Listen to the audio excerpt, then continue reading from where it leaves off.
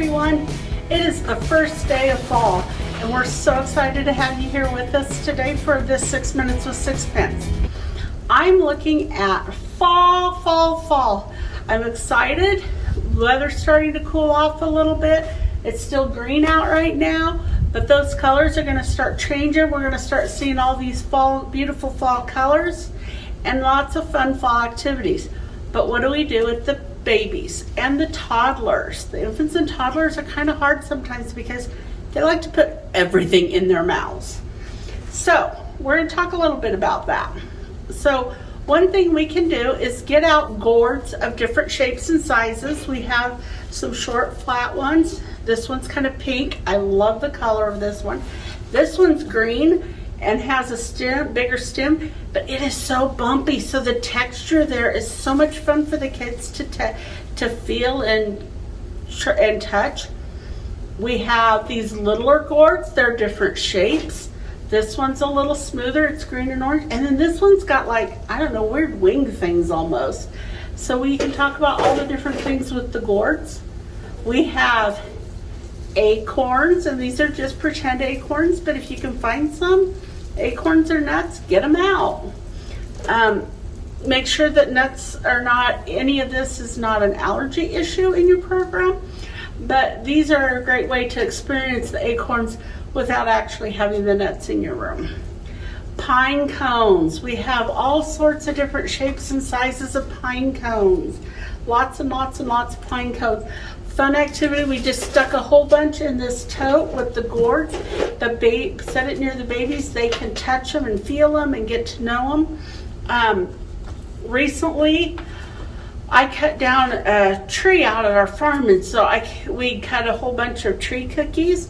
I actually picked these up at Hobby Lobby, but you can find somebody who's just cut down a tree. If you cut them up and as they're fresh, they have a wonderful smell. Even these have a smell.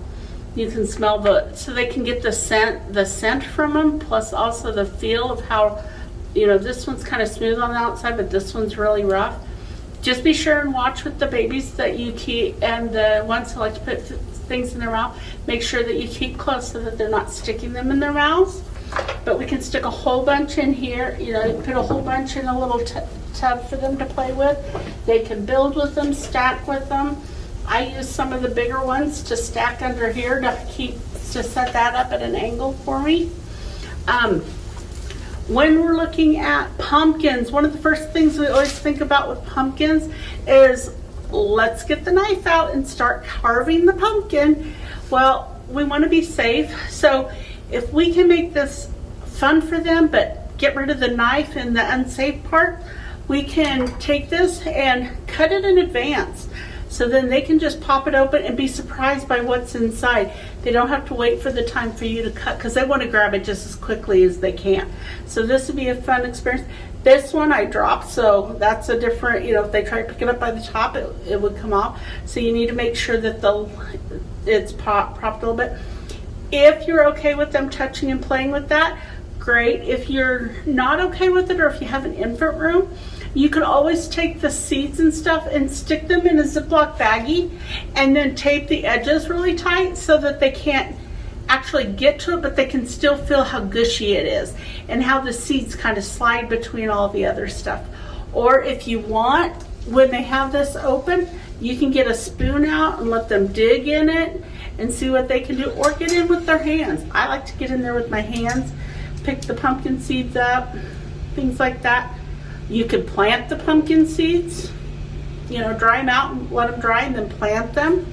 So then you could grow some pumpkins yourself the next year. We have corn. I see a lot of fields are starting to get where they're harvesting corn. So we put out a full ear of corn and then just let the kids discover by pulling down each layer what's in there. Talk about the silky part in there, what the corn itself feels like. It's a lot of fun if you can find the colorful corn or the blue maize corn. Those are really fun for the kids because it's a surprise. They expect the corn to be yellow. Some children have never seen corn on the cob. They only see it come out of the can or on their plate. They don't see it that way. Another thing you can do is lots of stuff with leaves. Hearing the crunching of the leaves. You can smell the leaves as you pick them up. A fun thing to do is go pick up the leaves, or if you don't have a tree in your yard, you can ask parents if they're willing to bring some leaves in. Sometimes they already have some, sometimes they don't, but you can always bring some leaves in and let them play in them. My kids used to love to dig and play in the leaves. So there's a lot of different activities. This is showing tummy time. Look at this. They put all of these things, well, maybe not the gourds, but all these pine cones and leaves and things in a Ziploc baggie, taped it to the floor, so when the baby's on his tummy, he can touch them and feel them and really experience that. He cannot get to them to put them in his mouth if he's a child that mouths everything, but if you stay close, you can still let them touch them in person, you know, like hold them and feel them and compare the sizes. Yes, your 6-month-old is not going to be able to say small, medium, large, big or biggest or anything like that, but those are all terms that we can start introducing at any age as we talk about the different things in our rooms. So those are all fun things to do. Math, science, all the smells, all the nature. And if you can get outside. And I was looking around our area here. There's a nice area back there that would be perfect for taking the kids out and reading a story outside. It's a different experience. The children love to be, the nice little bit of a breeze going on adds to the excitement. In the fall, like later in the fall, today's the first day of fall, so we are in fall, or autumn, but later in the fall, as the leaves start to change color, some of those trees back there are going to stay green because they're the evergreens, but some of them will change colors.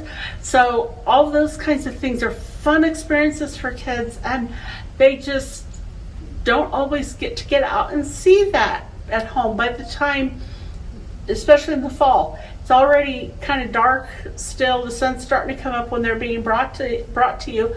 Sun is getting ready to start going down at this time of year, so as the leaves start changing, it's going to be worse. They're going to be home. It's dark, so they don't get to see all those color changes and things that you can experience with them during the day. So get out there, enjoy nature, get some fun activities going. If you need ideas, let us know. These activities I was talking to you about were some of them were from Kids Activities with Alexa. And I have a QR code Renee will put up at the end of this, so you can scan it and make sure you go there and check out some of their activities. They do have some cookie cutter activities I wouldn't necessarily recommend, but there's a lot of interesting, fun new activities too. Also, if you comment and tell me one fun fall activity you love to do or you would like to try to do with your infants and toddlers, I will put your name in a drawing at the end of next week, and we will draw for somebody who can get this for their classroom if they want it. I may split it up into 2 groups so 2 people can get some of these things for their classrooms. So get down there. I'd like to hear what you think about our fall activities, and you have a great fall.